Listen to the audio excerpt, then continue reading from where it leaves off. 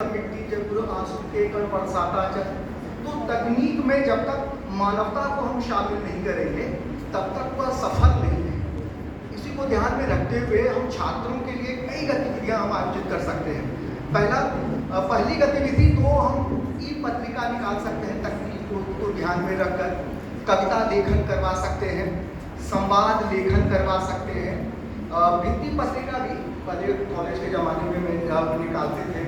भित्ति पत्रिका, दीवार पत्रिका जो है उस तरह की हम गतिविधि करवा सकते हैं। हाथ से लिखकर तो जैसे बच्चे कर सकते हैं, संवाद लेखन करवा सकते हैं, चित्र वर्णन करवा सकते हैं, कविता लेखन करवा तो है ही करवा ही सकते हैं, लघु कथा लेखन करवा सकते हैं। और इन गतिविधियों को करवाने के बाद उस ई पत्रिका में सबको शामिल कर सकते हैं। तो एक क्लास की जो किसी एक कक्षा की एक पत्रिका हो जाएगी। तो इस तरह की हम गतिविधि कर सकते हैं तकनीक के माध्यम से, तकनीक और समाज। और एक कविता मैंने लिखी थी, इस तरह से हम सबको उदाहरण देकर बता सकते हैं। ये पत्रिका ना भी निकाले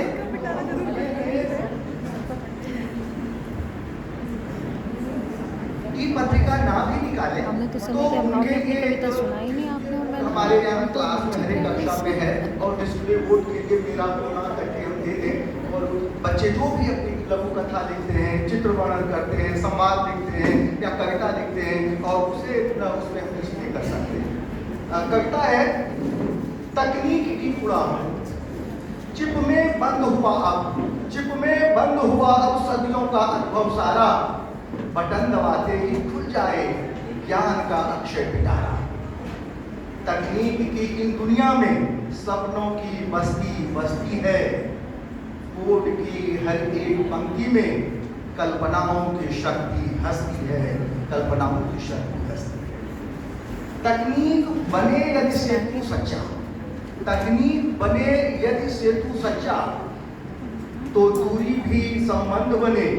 डिजिटल छुअन से जुड़ जाएं मन के तार अनंत वितान में, मन के तार अनंत वितान में। कृत्रिम बुद्धि रोबोटिक हाथ, कृत्रिम बुद्धि रोबोटिक हाथ, अब सेवक बने वह मदद की बढ़ाए हाथ।